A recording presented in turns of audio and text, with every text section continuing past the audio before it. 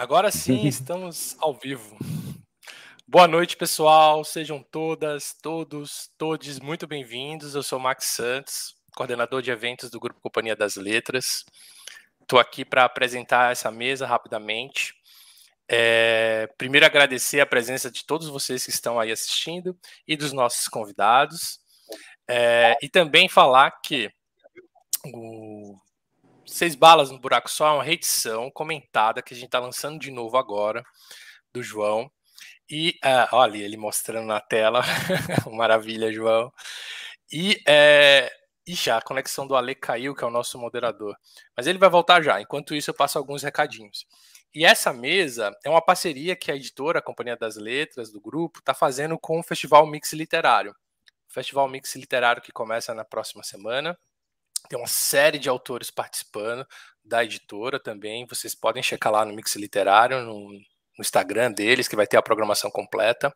E como eu falei antes, aqui no descritivo do vídeo, tem todos os links para quem tiver interessado em adquirir essa reedição dos 6 Balas, para vocês adquirirem, né? Então, cadê? Nossa, o Ale caiu, a gente vai ter que dar vamos ter que se virar aqui nos 30. João, muito bem-vindo, boa noite, obrigado pela presença. Mais uma vez, nós estamos aqui nessas telinhas. Obrigado vocês, viu? Eu fico muito agradecido. Marcelo, que eu não vi há tanto tempo, muito querido.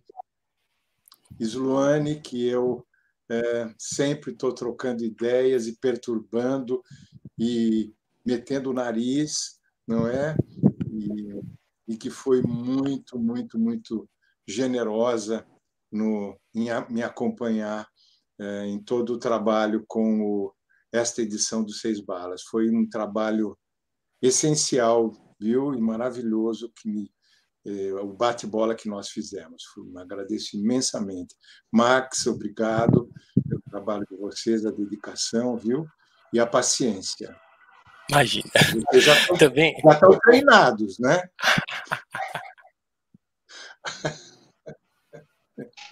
Paciência com a ansiedade dos autores e autoras. Sim, com certeza. E agradecer, exatamente como o João já antecipou, ao Marcelo Ariel e à Sloane Machado. E o que eu vou falar, então, eu vou pedir, a gente estava conversando aqui um pouco antes nos bastidores, até o Ale voltar, que ele tinha uma ideia desse primeiro momento, perguntar principalmente para o Marcelo e para a Sloane sobre o primeiro contato deles com o livro, a estrutura do livro em si, depois partir mais para as questões da atualidade e do inominável, que também entra bastante nessa discussão. Então, eu acho que eu vou pedir primeiro para o Marcelo começar, Marcelo Ariel, principalmente porque ele tem um fator histórico, né, Marcelo? Você teve um contato da primeira edição muito antes, então comenta um pouco para a gente sobre isso, depois a Sloane Machado entra nesse mesmo papo e a gente espera o Ale, porque o Ale está bem preparado para essa conversa. E depois, obviamente, dos dois, o João faz um comentário inicial também sobre essa reedição. Então, Marcelo, Ariel, por favor. Boa noite para todos. Ainda é noite profunda no Brasil, né, João? Eu me lembro, João, que nosso último encontro foi na feira literária, há alguns anos atrás.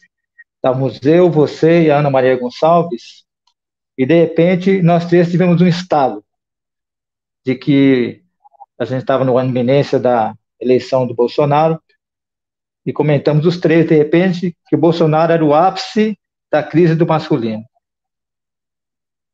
E aí lembramos do livro, né? Falei, poxa, João, seu livro 6 Balas no Buraco Só é praticamente uma exumação desse cadáver que não morre nunca, do machismo brasileiro, do conservadorismo brasileiro, de toda essa gama, esse feixe de atrasos que compõe a nossa alma colonial que fica na UTI, mas não morre. Aí surgiu essa nova edição e eu queria depois até que você comentasse sobre isso. Passo a palavra para a Sloane também, né? Comentar um pouco sobre essa questão do Bolsonaro ser o ápice dessa crise. Mais que um produto dela, eu acho que ele é o ápice. Assim a gente começa a nossa conversa. João, eu queria te agradecer também por ter me chamado para participar, né, desse lançamento e disso que você fala, dessa generosidade em participar dessa segunda edição. Para mim foi uma honra mesmo. Assim, eu tô emocionada de estar aqui participando, então te agradeço. E eu acho que esse livro, falando aqui como psicanalista, ele pega o coração aí dessa onda do conservadorismo. E eu não conheço a primeira edição, né? Como o Marcelo falou aí, que foi 98. E eu fiquei pensando aqui, né? O que mudou em 23 anos? Não no livro, eu digo, né? No livro, tá aqui, você acrescentou um monte de dados, muitas coisas, mas o que mudou nesse tempo aí, de 23 anos? Eu acho que isso é algo que eu queria que você comentasse um pouquinho também. Uhum. Ok. Você quer que eu comente já? Pode ser? Eu acho que muita coisa mudou, obviamente, não tinha como não acontecer, mas, ao mesmo tempo, eu acredito que a questão da crise do masculino, ela não é uma questão que está relacionada com situações particulares de cada período, infelizmente. Por quê? Porque se trata de uma crise permanente. Há um determinado momento no livro em que eu exponho essa ideia de que a crise está no DNA do masculino, porque é uma crise instalada em função de todas as contradições do masculino. A maior delas é querer ser alguma coisa que ele não é. Há, no conceito de masculinidade, um equacionamento bastante equivocado sobre si mesmo, o que é muito natural, porque o masculino não está acostumado a se examinar, ele não está acostumado a se olhar, ele não é passível perante si mesmo de qualquer tipo de dúvida, porque ele foi orientado, ele foi articulado para ser uma força suprema. O masculino é uma força que tem a vocação da hegemonia, da supremacia. E isso não aconteceu ontem, nem aconteceu hoje, nem anteontem. Isso é uma questão relacionada com séculos de articulação patriarcal falocêntrica, não é? Que vem, obviamente, criando raízes em várias áreas. Não é? Eu estudo, por exemplo, num capítulo novo, nessa segunda edição, o nascimento do cristianismo. E a mim me foi da maior importância a necessidade de olhar esse nascimento, porque o cristianismo e o patriarcado se entreteceram e mutuamente se alimentaram e passaram a se alimentar, não é?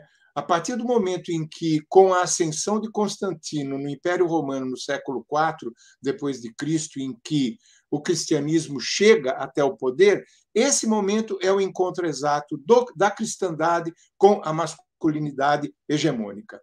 E, a partir daí, do ponto de vista, provavelmente, eu diria até civilizacional, nós beiramos o desastre, porque se houve muita coisa importante, boa, e muita coisa, muita conquista, não é, para a humanidade nesse período, talvez tenha havido na mesma proporção e, quem sabe, numa proporção muito mais pesada, não é, algumas situações graves em que nós regredimos do ponto de vista da civilização, não é?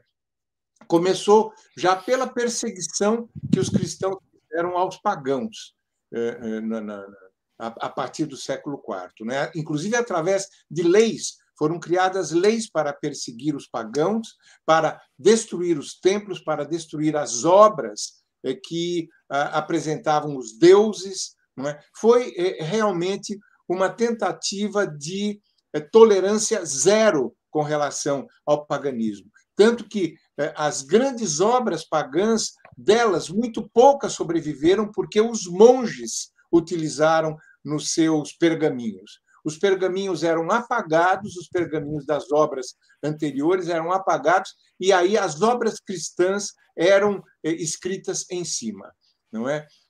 Logo no começo havia um manual de como ser um bom cristão. E esse ser um bom cristão incluía ser um bom macho, não é? E começa, eu inclusive cito a construção do personagem da Virgem Maria, que foi extremamente útil para a integração desses dois poderes, dessas duas forças hegemônicas. A Virgem Maria era uma mulher que teve um filho e, no entanto, ela continuou puríssima. Ela não perdeu a sua virgindade sequer, ela era a Virgem Maria. Não é? E isso, para o cristianismo, foi fundamental no sentido de reforçar o poder dos machos que estavam dentro da hierarquia e criando todos os projetos da cristandade, que estavam um grande debate sobre os temas, sobre os dogmas, não é, o que não é, o que pode, o que não pode, não é? Mas também para o próprio patriarcado hegemônico e falocêntrico, não é? Que viu articulada a importância de tornar a mulher submissa ao poder patriarcal. Não é? Então, é uma virgem submissa. Ela é um exemplo para as mulheres cristãs. Ela é apresentada como a grande mulher da cristandade. E essa grande mulher é basicamente uma mulher castrada. Não é? Ela é uma mulher que não tem sexualidade e ela é uma mulher absolutamente submissa aos ditames do macho que se enfronhou em todas as áreas e em todas as raízes do processo patriarcal. Não é? Então, eu acho que é muito complexa a abordagem da questão da crise do masculino, justamente porque ela remete a inúmeras circunstâncias, a inúmeros espaços, a inúmeras culturas, não é? E a inúmeras referências geográficas. Ela praticamente perpassa ela perpassa toda a psicologia, a psique humana. Ela organizou a psique, tentou organizar, na verdade, a própria psique humana, não é? Quando o cristianismo, por exemplo, instaura o dogma do pecado original, ele está mexendo com a questão da castração, não é? Ele está querendo dizer que é possível que o ser humano não seja um ser castrado, ou seja, um ser imperfeito, um ser cheio de inseguranças, de desamparo. Ele está querendo dizer que a fé salva e a fé resgata da castração. É só você pedir perdão, não é? Claro, aos representantes de Deus na Terra, que são os mandatários do cristianismo, e aí você novamente conquista o projeto do paraíso. Não é? Você primeiro é batizado, que te redime, e depois você tem possibilidade de se redimir. Então, é um processo muito longo e bastante complexo.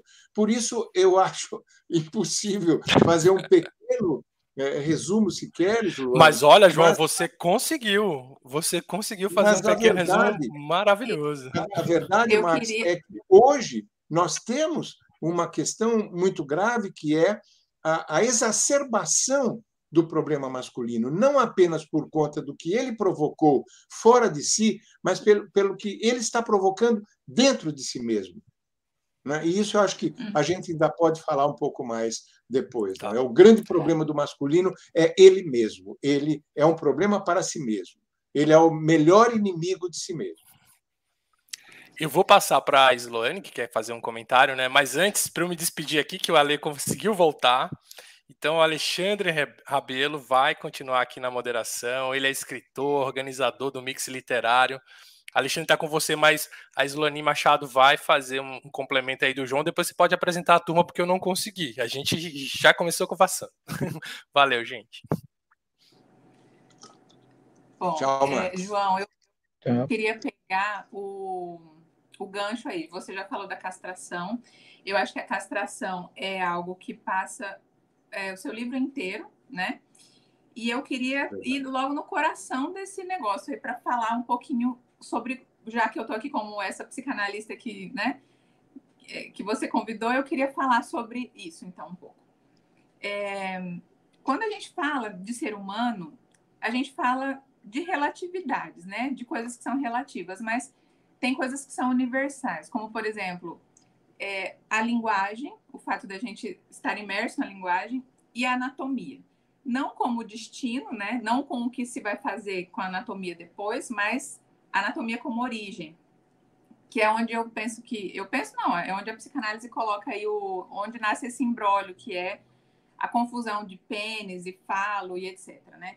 Então, se a anatomia é a origem, é porque a gente pensa lá, quando a criança, né, um menino, a gente está falando do homem aqui, quando o menino percebe a diferença sexual no corpo do outro que não tem algo, né, a gente está falando de uma imagem, né? Essa imagem está ali, tem algo que está faltando. E por mais que você diga para a criança, não é que a outra não tem, é que é diferente do seu, mas a criança ela está agarrada ali à imagem, né? Então, é como se o mundo se dividisse entre os que têm e os que não têm. Dedução lógica. Bom, se um outro ali que não tem perdeu, logo eu que tenho posso perder também, né? Então, nesse momento, o falo se cola aí com o pênis nesse sentido de um signo de poder. Qual que é o grande problema? O problema é o que a cultura faz com isso, né? Parece uma saída infantil. Você diz isso em vários momentos no livro, né? Que é como se, então, a sociedade cresce e continua presa a essas fantasias infantis, né? Então, essa angústia do masculino, né? De medo de perder. Talvez as mulheres, não dá para dizer todas as mulheres, mas a maioria delas lida melhor com a perda, né? Então, essa angústia do homem, né? Eu queria... E aí, partindo ainda do que você fala sobre os meninos, né? Vamos dizer assim, deixa eu achar aqui. A gente tem aí uma gradação, né? Entre esses homens que são tão agarrados ao falo, a ponto de não enxergar em si nenhuma rachadura, nada, não pode falar de fracasso, de nada, e além disso ainda inflige dor ao outro, né? Destrói o outro, mata, estupra, espanca, enfim. Existe uma gradação. Então, o que a gente pode falar do sofrimento dos homens que nem estão lá nesse extremo, né? Esses que estão aqui tentando fazer esse movimento, mas que também levam essa cacetada, assim, que tá todo mundo no mesmo pacote, né? Então, eu queria que você falasse um pouco sobre isso. O que você pensa sobre esse sofrimento do homem que não está lá nesse extremo, né? Eu acho que o grande problema é, antes de mais nada, para esse homem tomar consciência de que ele está no meio de um tiroteio, não é? E esse tiroteio, ele não consegue se desviar disso. Em mais de um capítulo, eu falo das tentativas desse homem que não se sente um homem hegemônico de se estruturar dentro de um conceito próprio de masculino. E é muito frustrante, porque ele não encontra. Não é? Isso já é parte do problema do masculino. O fato de não oferecer subsídio para uma discussão das suas alternativas. Ele é sempre aquilo que você acabou de dizer, o hegemônico, ele é sempre aquele super-homem, ele é sempre o dono da verdade, porque ele brande o seu falo, não é? Como se ele fosse o único possuidor do falo. Daí o falocentrismo, não é? A ideia de que quem tem o falo detém o poder, detém a força, detém a verdade, não é? E detém todas as possibilidades de poder. Então, esse homem que não está dentro da conceituação ou da praxis, da prática hegemônica, ele sofre igualmente um rescaldo, não é?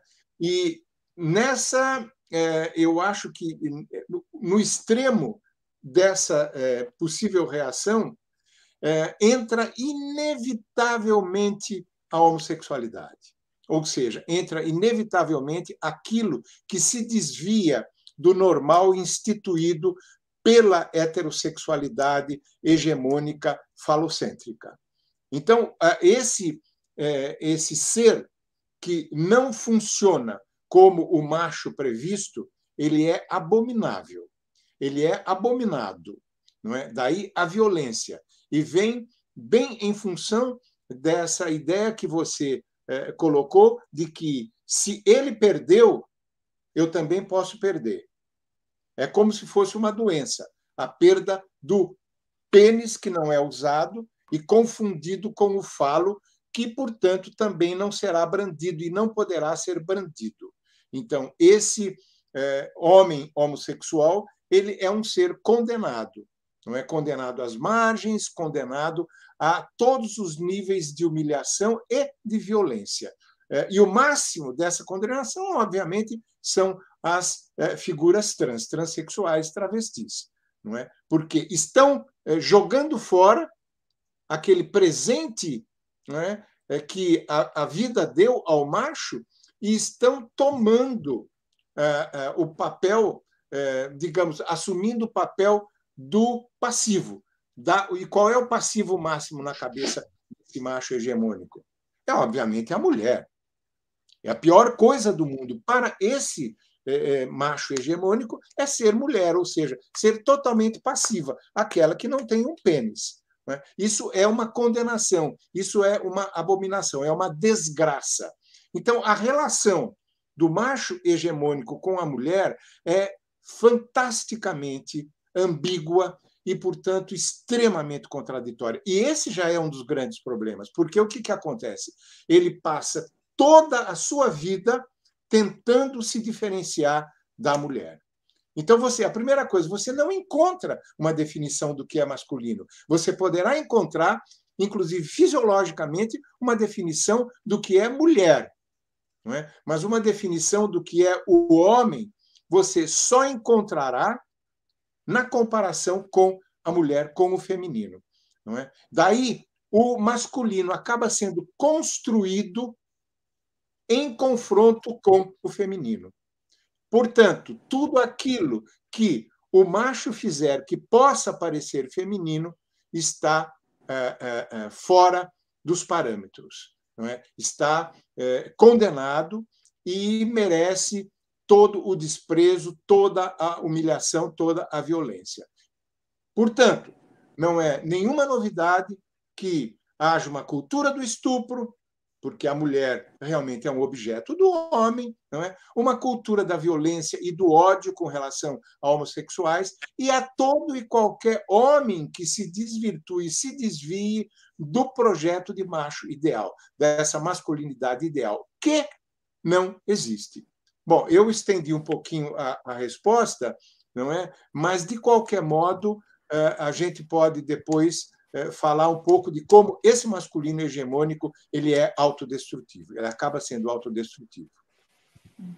Obrigado, João. Marcelo, tem comentário? Acho que o Marcelo tem um comentário. Tem. Queria levar para outra questão, meu caderno persa aqui, anotei uma questão aqui para você, João, várias. João, o livro é atravessado, de certa forma, e é iluminado, vamos dizer assim, pelos estudos do Alain Danielou, condensado no seu livro Chive Dioniso, A Religião da Natureza e do Eros. Minhas questões ao cruzar seu livro com um dele são as seguintes. Um Cristo, você começou falando disso, um Cristo ambíguo, anormal, sedutor de homens e mulheres e principalmente do diabo, duplamente punido por um falo que o atravessa, a lança do soldado romano, e condenado à morte na cruz, uma espécie de falo vertical e horizontal, pode se fundir com Shiva em um entrelaçamento e transfiguração do sagrado pelos devires e alteridades do erotismo?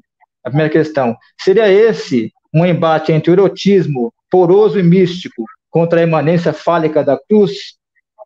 E a outra questão seria a seguinte. Será que o andrógeno é o pajé do macho? Bom, vou começar pelo andrógeno. Por quê?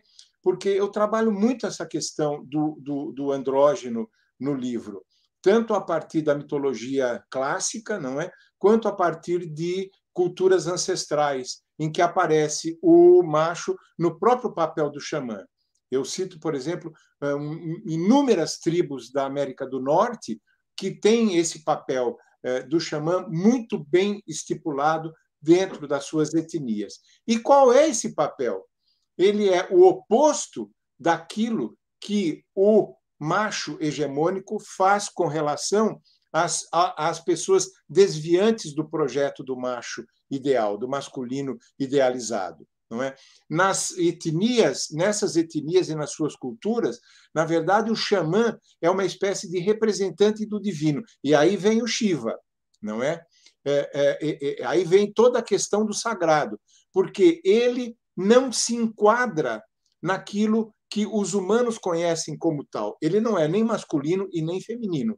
Então, ao invés de ser rechaçado, ele é recebido, ele é acalentado como alguém que está mais próximo do divino, porque ele é um ser que junta os opostos.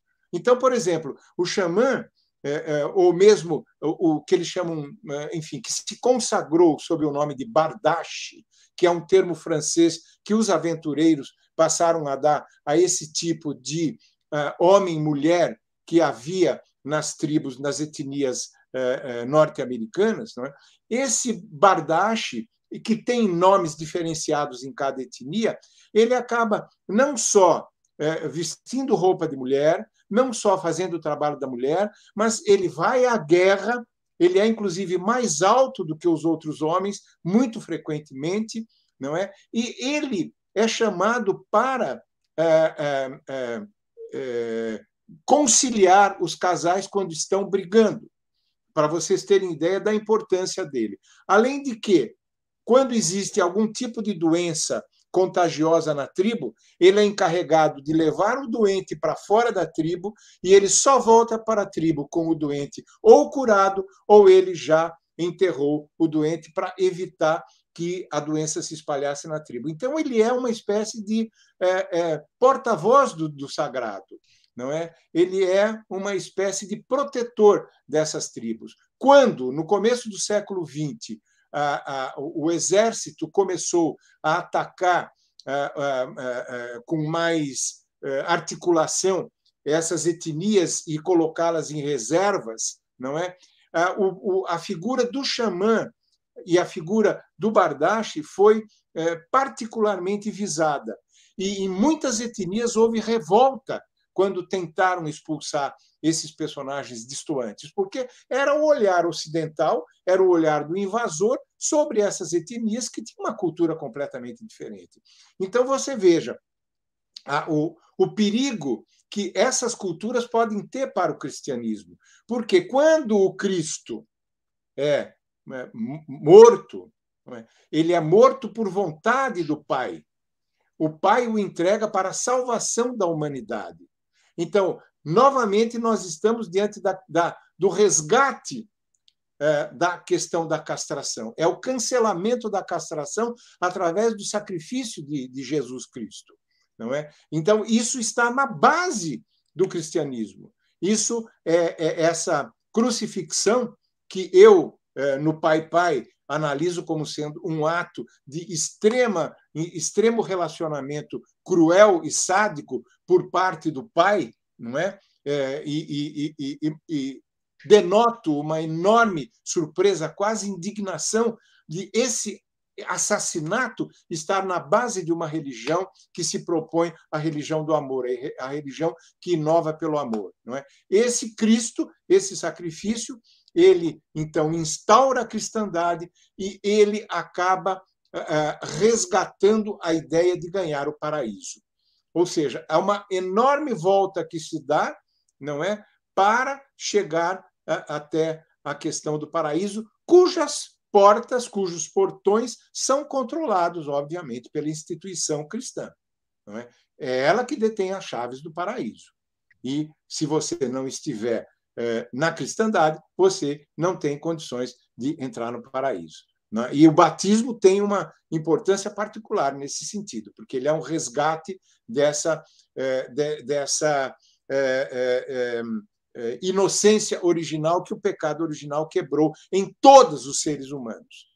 Não é? Independentemente de você querer ou não pecar, você já nasce pecador, o que é uma ideia absolutamente estapafúrdia, mas que funciona porque nós todos estamos apodrecidos pela culpa que o cristianismo instalou na nossa vida interior e na nossa psique, não é? E não pelo menos que o Freud... Não é à toa que o Freud diz que é uma saída infantil, né? A religião é uma resposta infantil, né? Ele diz isso. Exato. Mas tem, sim. Porque as pessoas, obviamente, obedecem sem absolutamente utilizarem a sua vontade. Elas são submetidas por um dogma. E isso o Freud chama de, que eu cito lá em mais de um capítulo, né, a infantilização do cristianismo perante os cristãos, em relação aos cristãos. O cristianismo torna esses cristãos todos infantilizados, crianças absolutamente dependentes de um pai eterno e absoluto. Muito bom. É uma relação causal, né? Existe uma relação causal, então, entre o cristianismo e a crise do masculino. Seu livro fala disso, inclusive. Eu não sei se é causal. Será que é causal? Eu não sei se eu chamaria de causal, Marcelo. Eu acho que há uma interpenetração. Uma retroalimentação. Eu acho que uma força alimenta a outra. Eu dou um exemplo no começo do capítulo do cristianismo com as chegadas à América, a descoberta da América, e quando o exército e a igreja vêm juntos. Então, a cruz abre caminho, ela vai catequizando para que o invasor possa encontrar o caminho aberto. E quando não encontra, eu dou o exemplo do México, então é declarada guerra a essas etnias que resistem, essas etnias originárias que resistem. Não é? E como é que eles celebram a vitória? Construindo uma igreja cristã em cima de uma igreja, no caso católica, em cima do antigo templo pagão, não é? Que é exatamente a ideia da construção da grande catedral mexicana, que está afundando porque os subterrâneos, onde está o templo pagão, também não está mais suportando, não é, o peso. Então, é muito clara essa interpenetração entre os dois poderes, não é? Como eles se retroalimentam, o masculino hegemônico e a catolicidade, não é? No caso específico do nosso período histórico. E o capitalismo? É falar do capitalismo. O capitalismo vive de crise, fabrica crises. A crise é quase uma forma de sobrevida do capitalismo. E ele captura nossos corpos, né? Em nome de um binarismo, cuja lógica, para mim, tem a ver com o excesso de República de Platão também, não só de cristianismo. E tem muita República de Platão e pouco satiricon, vamos dizer assim. E que modo você acha que essa fábrica de crises do capitalismo ela se retroalimenta da crise do masculino? Há alguma relação de interpenetração também entre as crises que são fabricadas pelo capitalismo e a crise do masculino? Eu acho que a relação é absoluta, é total, por um simples motivo. Quem é que está no poder há séculos? São homens, é o masculino hegemônico. Quem é que construiu os feudos medievais? Foram os reis. Foi toda a estrutura do masculino hegemônico. E depois, quando chega o período capitalista, não é? O mesmo processo se articula em função de uma outra situação socioeconômica e política, especialmente.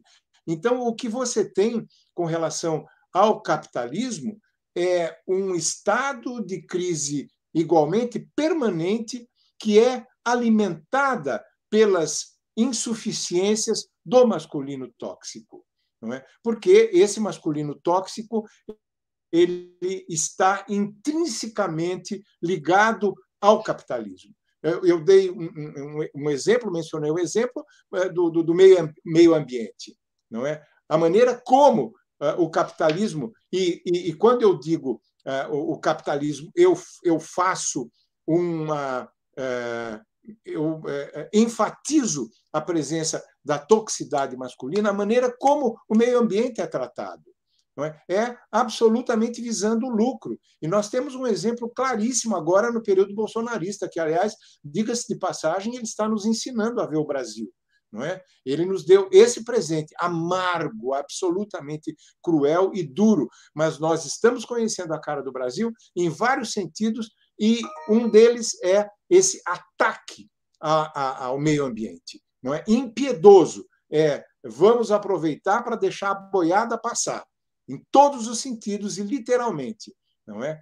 Então, esse é um exemplo claro da crise que o masculino e o capitalismo aliados geram, porque você tem agora uma situação que a COP26 está deixando muito clara. O relógio do fim do mundo está lá no osso, está chegando, não é? A hora está realmente batendo a nossa porta, a hora fatal. E isso tem muito a ver com toda a ideia do lucro, que é uma ideia, uma tentativa de superar sempre uma crise. É a ideia do progresso eterno, não é? É uma ideia de superar crises. Não é uma ideia, me parece, fantasiosa, que, na verdade, gera mais crises. Eu não sei se eu me fiz entender, Marcelo. Foi ótimo, João. Marcelo, agradeço também essas perguntas. Só para avisar todo mundo, o Alexandre realmente está com problema na conexão, está difícil de voltar, mas a gente vai tocando aqui, que vocês são convidados incríveis, vocês estão conseguindo desenvolver bem. Eu quero perguntar uma coisa para o João, capítulo 15. Manda, por favor. Naturalidade, uma pose difícil de ser mantida.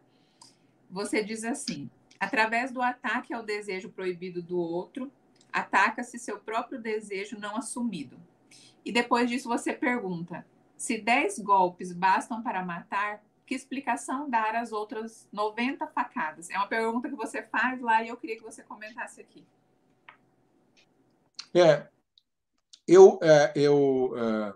Eu gosto muito de mencionar o exemplo do Fernando Gabeira. Foi ele quem fez essa pergunta num artigo dele, não é? Quando ele comentava o assassinato de um homossexual por um outro homem supostamente heterossexual e incomodado com a presença do homossexual. Ele se perguntou se 2, 3 ou 4 facadas já são suficientes para matar uma pessoa, o que é que esse homem está querendo matar com 90 facadas? Ele está querendo matar alguma coisa que ele projetou em cima desse homossexual.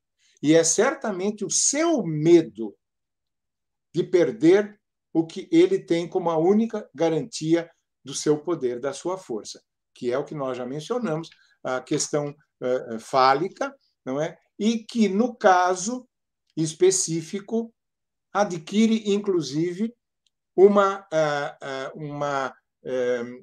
definição ou uma necessidade de se encontrar com a passividade. Porque esse homem tóxico, ele não tem escolha. Ele está o tempo todo obcecado pela perda da sua virilidade. Então, ele está o tempo todo obcecado em se defender da possível perda da virilidade, não é? E entra nesse rolo todo, nessa bola de neve, também a ideia de que ele não está podendo ter o que o outro tem. Aí vai um componente de inveja muito grande, a inveja do gozo do outro. Se eu não posso, por que o outro pode? Isso me parece um raciocínio muito frequente nas posturas religiosas fanáticas, não é? Que fica explicitado. Se eu não posso fazer porque é pecado, Deus não permite, então ele também não pode fazer, porque ele está pecando. Não entra em questão o direito do outro ou da outra ter a sua própria escolha, inclusive desejante. O que entra em questão é que eu estou sendo, portanto, não é, injustiçado, porque eu não posso fazer e ele pode. Então, uma solução muito prática e possível é exterminar esse que está me obrigando a uma tentação. não é? Eu não sei se eu respondi claramente. Acho que bom, foi muito bom. Eu queria aproveitar para jogar já aqui uma pergunta que chegou da audiência. O Roberto Dias mandou aqui. Ele fala: tem uma citação na edição anterior, a citação de um assassino que dizia, entre aspas, brincadeira de homem tem cheiro de sangue, fecha aspas. E aí ele pergunta, hoje em dia, ainda a violência é típica da masculinidade tóxica?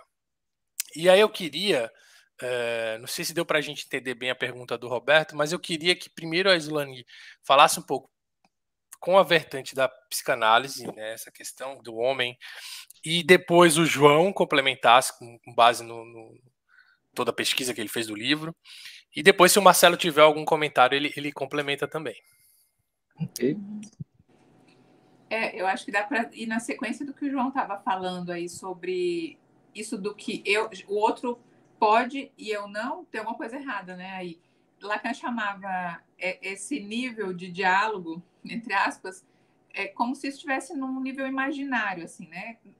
Imagine dois animais que se confrontam e se arrepiam um diante do outro, brigando pelo poder, né? É como esses tipos de homens se comportam, né? E nessa briga imaginária, especular, é um nível muito baixo da comunicação humana, vamos dizer assim, né?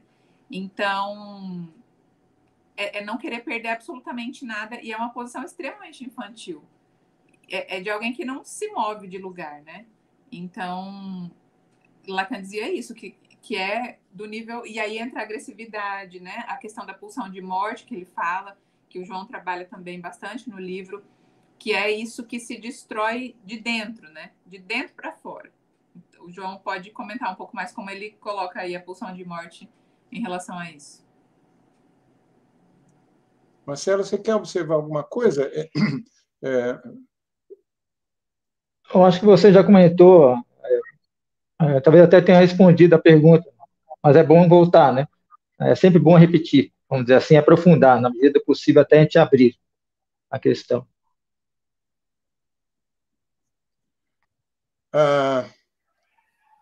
Eu acho que... Eu não sei se... Eu diria que a violência é típica do masculino tóxico. Eu não sei se o termo é exatamente típico. Ela é um recurso, não é? É um recurso extremo utilizado para não perder o poder. Não é? Nós temos hoje um caso que está na mídia toda, que é do Maurício Souza, não é? Que vai às redes sociais para fazer críticas a pessoas que têm um estilo de vida diferente do dele, especialmente do ponto de vista da sexualidade. Supostamente, porque nós não conhecemos a cama de ninguém. A cama é alguma coisa, não é? É um espaço extremamente individual, etc., etc. E, com toda razão, a cama e os seus desdobramentos. Mas o que acontece com pessoas que têm esse tipo de reação, desde reação apenas de negativas, de negação, até reações mais extremas de violência, elas estão, na verdade, receosas por estarem perdendo seu espaço. Elas estão se defendendo. Né? E é uma defesa extremada, é uma defesa porque isso, Islane, vem a pergunta inicial, o que é que aconteceu, como é que houve uma evolução nos dias de hoje. O que me parece ser uma novidade com relação à crise do masculino hoje é que o masculino está acuado. Ele está, pelo menos, se sentindo acuado.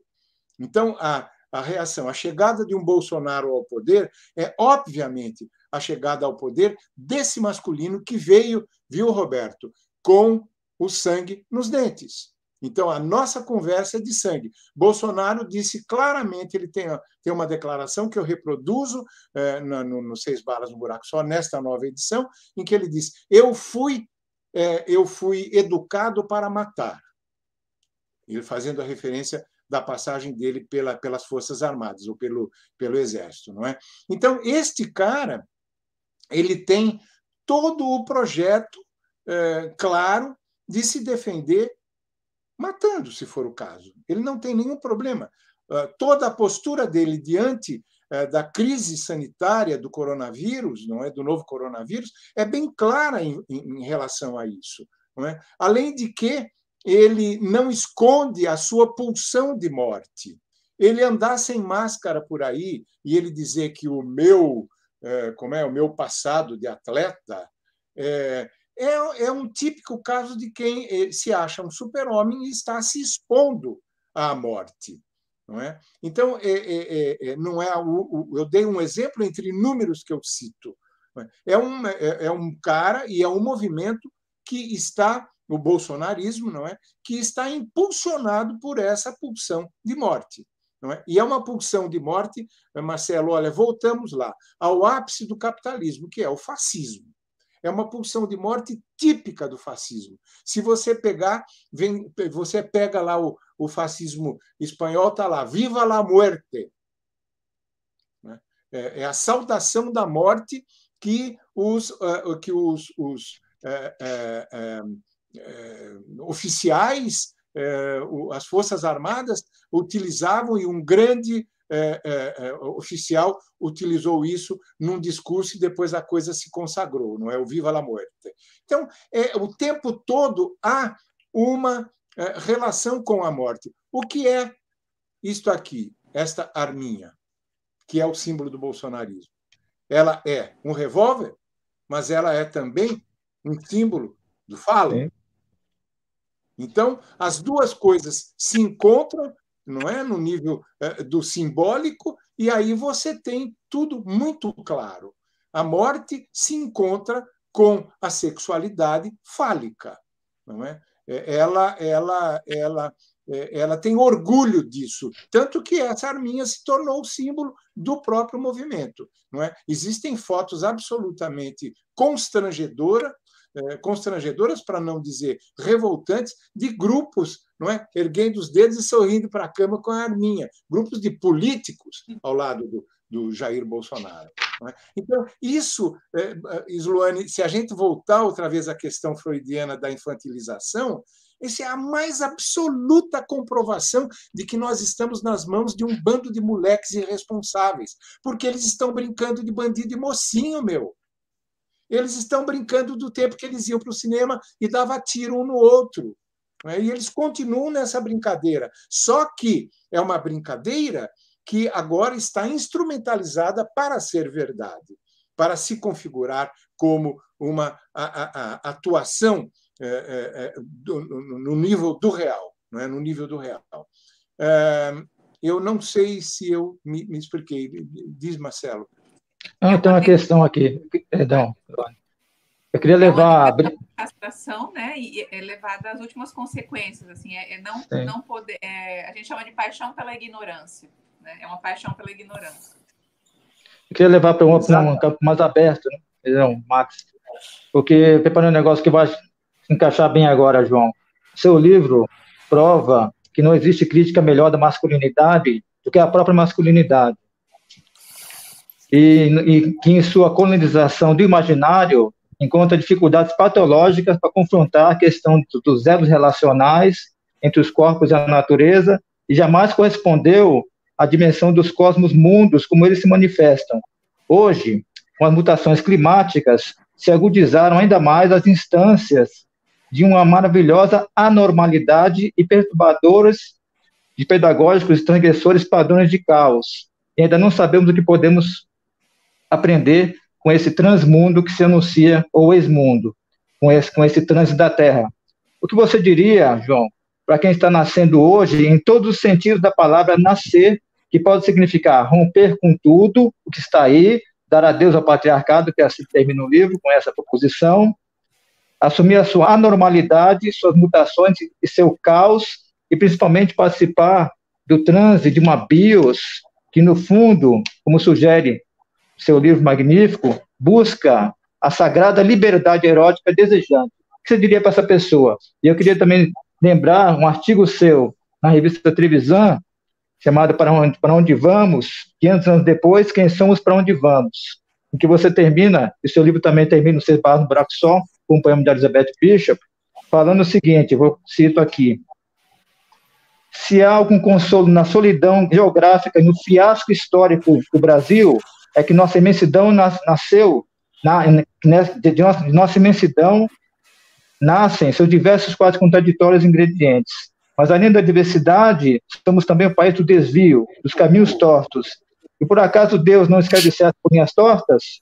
Temos a oferecer ao mundo o espetáculo da nossa capacidade de nos confrontarmos com o caos e dele tirar a criação, todos os dias. Se somos o país do eterno esperar, aqui a história se faz todos os dias, ainda que aos trambolhões. Aí vou avançar, aí entra a poesia. Talvez a saída para o nosso futuro como nação pobre e contraditória esteja realmente aí, em nossa voracidade poética. Você ainda pensa assim, João? E o que você diria para uma pessoa que está nascendo hoje? Claro.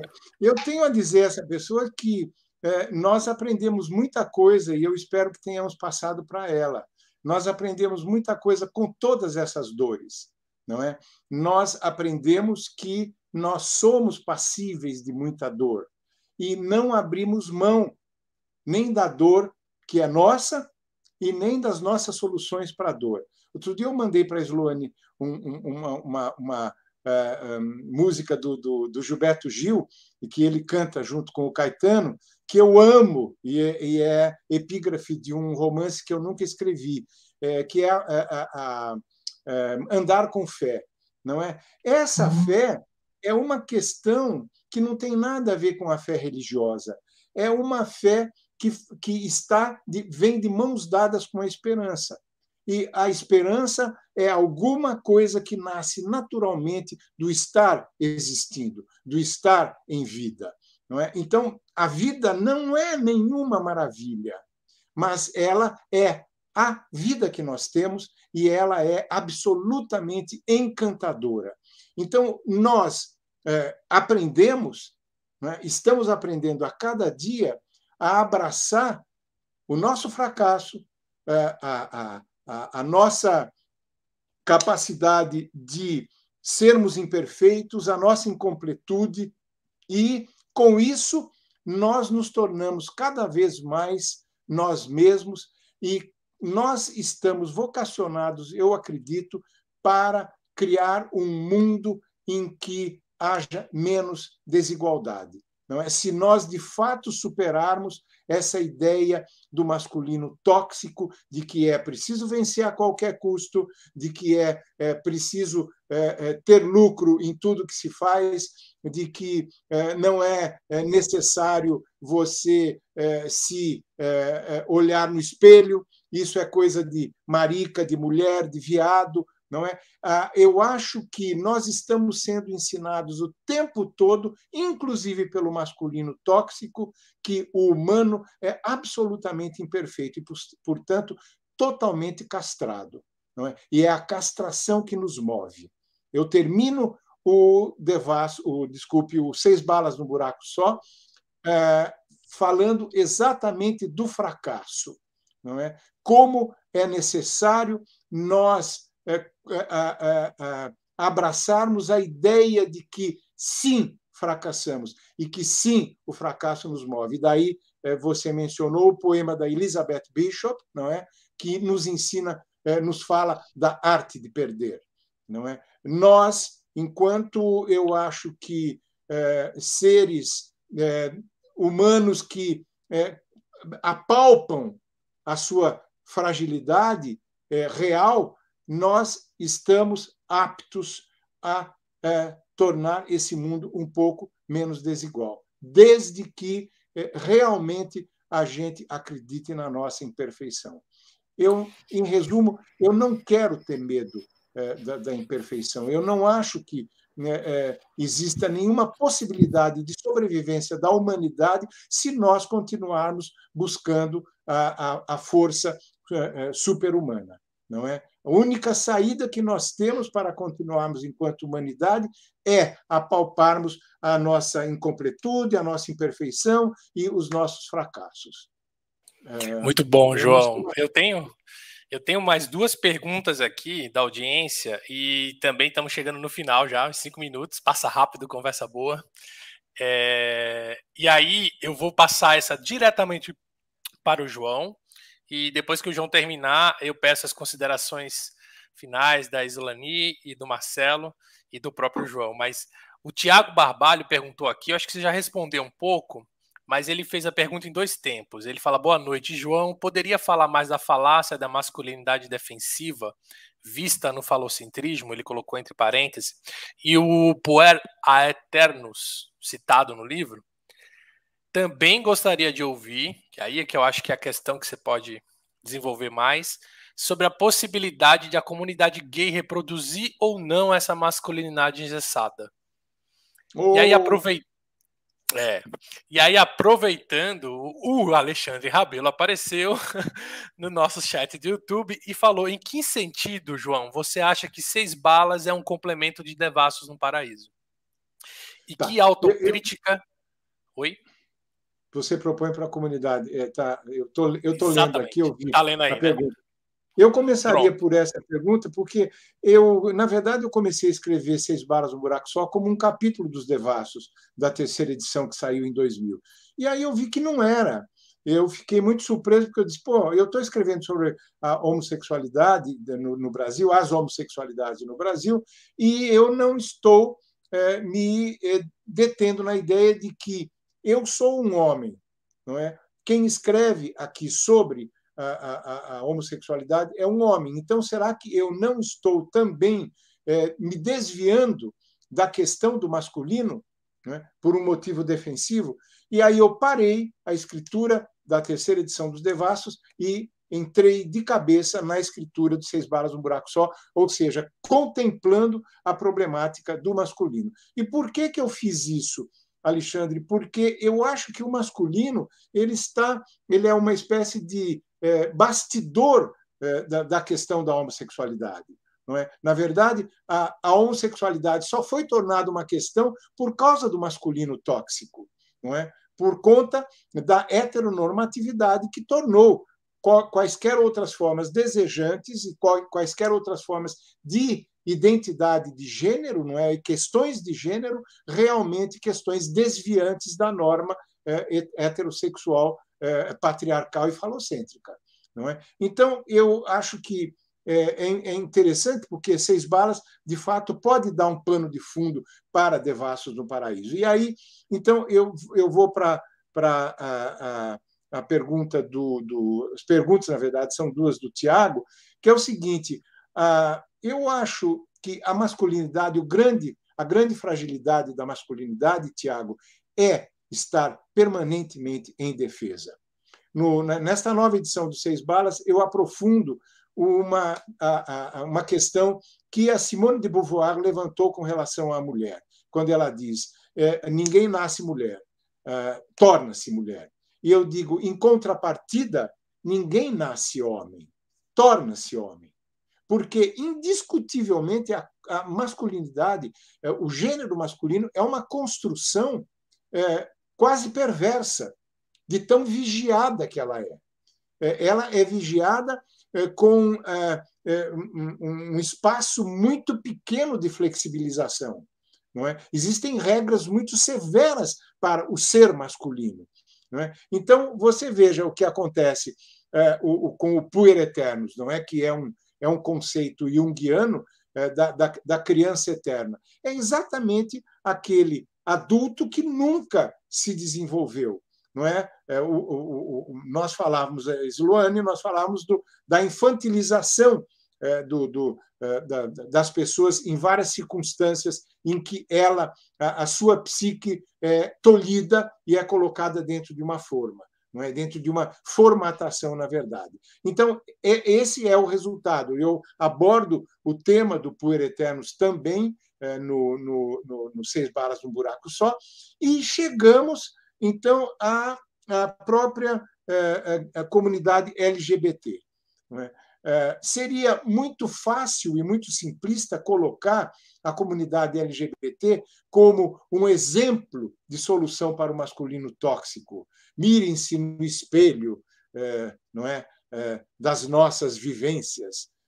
É uma falácia absoluta, porque, na verdade, a comunidade LGBT ela está totalmente perpassada pelos problemas do masculino. em vários sentidos, não só os homens homossexuais, mas toda a comunidade LGBT, no sentido de que ela sofre um rechaço, uma violência e uma marginalização. Ela não tem a permissão de participar em nenhuma circunstância da vida social e cultural. Ela está quase como um favor. Ela tem que conquistar o seu espaço. E esse é um problema muito sério, porque você ser LGBT, na verdade, começa por ser alguém em estado de exílio. E o desgaste que se tem desde pequeno com relação ao sentimento e à consciência desse exílio é uma circunstância pavorosa. É uma circunstância muito desigual, muito desagradável e que vai marcar essas pessoas por toda a vida, com cicatrizes, ainda que elas possam superar-se, não é? Essas cicatrizes estarão presentes. Então, a força do masculino tóxico, ela